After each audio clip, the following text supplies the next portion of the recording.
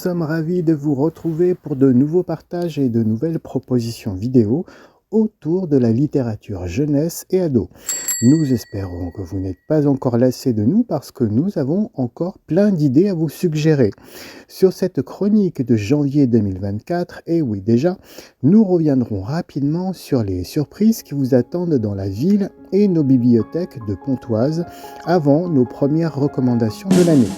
Focus sur l'événement national de janvier autour des livres de la lecture, notre nuit de la lecture nationale. Maintenant, c'est intégré, chaque début d'année célèbre la nuit de la lecture dans toute la France métropolitaine, l'outre-mer et même dans les ambassades françaises à l'étranger. Ainsi, les lieux culturels dédiés accueilleront le public à la tombée du soir autour de rencontres et d'animations qui devraient faire aimer lire et découvrir des lieux promouvant la lecture. Vous avez de quoi noter ?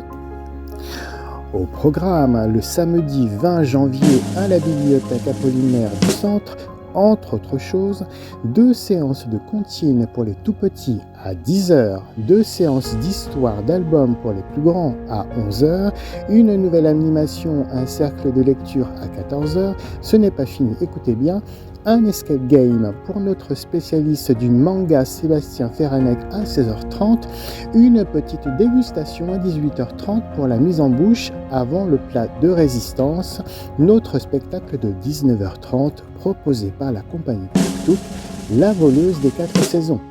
Les médiathèques de quartier ne seront pas en reste avec dès le matin des comptines, des cercles de lecteurs, des éveils musicaux prévus. Nous vous renverrons à la programmation sur le site de la Nuit de la Lecture 2024 ou tout simplement sur le site des bibliothèques de Cergy-Pontoise. À présent, place aux chroniques, mais nous nous serons accordés à la thématique de cette 8e édition de la Nuit de la Lecture autour du corps. Ainsi, nous n'aurons pas que de la nouveauté, mais ce seront des coups de cœur assumés. Le corps, on vous proposera un documentaire jeunesse, un récit d'album jeunesse et puis un récit plus ado. Comment parler du corps à la jeunesse et faire lire ? On vous le dit maintenant, vous êtes prêts ? C'est parti. Le corps, c'est un grand sujet et ses approches possibles seront vastes. On ne vous parlera pas du pied, des mains, ni d'anatomie, mais plutôt de l'apparence. L'apparence, c'est le modelage du corps, c'est la transformation du corps, et oui. Première proposition qui nous semblait intéressante pour le jeune public, Marbre, le David de Michel-Ange par Sylvie Misselin et Alice Beniero chez l'éditeur Amatera. Habilement, les auteurs vont conjuguer ici le documentaire et le récit imaginaire pour nous parler des origines de la célèbre statue de marbre du sculpteur de la Renaissance italienne, Monsieur Michel-Ange. Le récit ne cherchera pas à coller à la réalité historique, non. Il traitera par le biais de cet exemple de la création d'une statue en marbre et de la façon dont la matière viendra à rencontrer son sujet et son auteur. Ainsi donc, c'est le bloc de marbre lui-même qui nous racontera son parcours, tiré des carrières de Toscane pour finir extrait du sol, cassé, vendu et retaillé sous les mains expertes de Michel-Ange. Le marbre était une matière noble, le saviez-vous, respectée pour les statues. Seuls les riches commanditaires pouvaient s'en offrir et le faire venir de loin. De la sorte, notre statue devait être exceptionnelle. Il sera vraiment réjouissant de suivre les différentes étapes de la transformation de ce bloc, presque assimilé à une star mal dégrossie qui finira finalement relooké pour le succès public. Nous aurions presque affaire à une personne capable d'être consciente et reconnaissante du destin exceptionnel de passer de l'état de pierre sale à celui d'une statue symbole. Quelle chance d'être taillé par l'illustre Michel-Ange. Cette commande vaudra une fortune et cet artiste aura de l'or dans les doigts. Le don des peintres et des sculpteurs était considéré, vous le saviez peut-être, à l'époque comme un luxe et un don de Dieu. Bien entendu, dans cette histoire, il n'y aura pas que le talent anatomique de l'artiste qui fera sa renommée. Nous aurons aussi pour l'époque la promotion d'un sujet. un mythe célèbre tiré des saintes écritures de la religion chrétienne, croyance officielle de cette Italie du pouvoir. La victoire de l'innocent jeune berger David contre l'oppresseur géant Goliath, ou comment un jeune berger vint à bout du soldat le plus fort d'une troupe conquérante qui menaçait son peuple d'esclavage et qui faisait 2 fois sa taille. Goliath attendait la venue d'un autre soldat, il a eu un adolescent et un berger. Il s'attendait à un duel à l'épée, et il finira terrassé d'une pierre au milieu du front avec une fronde. David était un élu divin selon le peuple épargné et il apportera la victoire à son roi, deviendra même son héritier, le 2e roi d'Israël. Presque un conte de fées, n'est-ce pas? Sauf qu'il s'agira, dans ces mythes de pouvoir, de Dieu qui guidera la main du héros au cœur pur et non d'une bonne fée marraine. Les illustrations participeront à faire aimer toutes les dimensions du récit. Nous, on a aimé. Deuxième suggestion autour du thème du corps, et c'est un roman ado SF qui vous parlera d'apparence et d'échange de corps. Attention, thriller. Il s'agira de Starter de Lisa Price chez l'éditeur Robert Laffont. La perspective de l'histoire fera frissonner, elle placera ses lecteurs dans le registre de l'anticipation, c'est-à-dire une projection du pire de nos sociétés modernes à cause de dérives scientifiques. Nous aurons ici d'un côté une élite de riches impitoyables, baptisés les Enders, les aînés, et de l'autre toute une population qui tentera de survivre, les Starters, les plus jeunes, et qui se battra de façon armée pour la moindre miette à manger. Les 2 générations aux antipodes l'une de l'autre auront survécu à un virus mortel et mondial. Imaginons ainsi un futur sur notre planète où les personnages âgés les plus riches auront trouvé, grâce à la révolution scientifique, le moyen de ne pas subir le vieillissement. Et oui, à quoi cela servirait-il d'être aussi fortuné et de ne pas être capable d'acheter aussi la vie elle-même ? Ainsi, le roman imaginera des industries au service des vieilles élites, leur proposant l'idée de transfert de conscience et la location de corps humains. Oui, imaginez un catalogue disponible où ces gens fortunés pourraient y mettre le prix pour se louer un jeune corps pour une soirée ou l'acheter pour la vie, lorsque le propriétaire n'aura de choix que de se vendre définitivement pour mettre sa famille à l'abri du besoin. Le roman ne nous le cachera pas, certains personnages haut placés auront vécu ainsi longtemps, achetant de nouveaux corps plus en état et savourant le luxe de l'immortalité. C'est une fois l'horreur bien décrite et mise en évidence par l'auteur Lisa Price que nous suivrons une jeune héroïne de 16 ans, Callie, qui n'aura d'autre choix que de se louer elle-même, malgré elle, un soir pour payer les frais médicaux de sa petite sœur.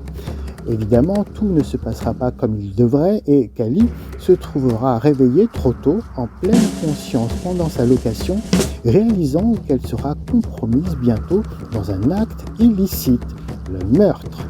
Et oui, qui pourrait accuser une riche vieille dame dans la peau d'une autre? Bien entendu, Callie ne va pas se laisser faire, cela sera trop cher payé, même pour sauver sa sœur. La suite sera à découvrir. La série, composée de 2 tomes, évoquera en alerte, de façon originale, la corruption d'une population par le pouvoir, l'argent, le luxe et le sentiment mégalomane de pouvoir battre la mort elle-même. Vous nous direz ce que vous en pensez. N'hésitez pas à venir nous en faire vos retours en note coup de cœur sur le site des bibliothèques de Cergy-Pontoise. Starter est disponible pour un prêt papier ou dématérialisé avec le prêt numérique en ligne. 3e et dernier conseil, et là c'est un vrai coup de cœur. Certaines bibliothèques ne l'auront pas tout de suite, c'est une nouveauté vue sur les tables des libraires et lue pour vous. Choquant quand les vêtements font parler d'eux, des auteurs Philippe Nessman et Léonore Cagneau-de-Rache et illustré par Mathieu Méron chez l'éditeur Seuil Jeunesse. Le documentaire que l'on recommandera particulièrement aux ados fera un grand tour d'horizon historique sur les raisons qui auront suscité la polémique autour de vêtements à plusieurs époques données en France. Et oui, le vêtement est une mine d'informations incroyables sur l'air du temps, ses opinions, ses contradictions sur le beau et sur l'indécence.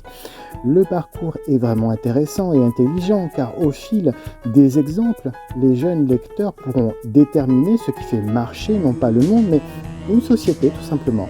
Et nous comprendrons aussi que c'est une vue de l'esprit, ce qui pourrait gêner ici en France à une époque aurait pu trouver une issue différente ailleurs et réciproquement.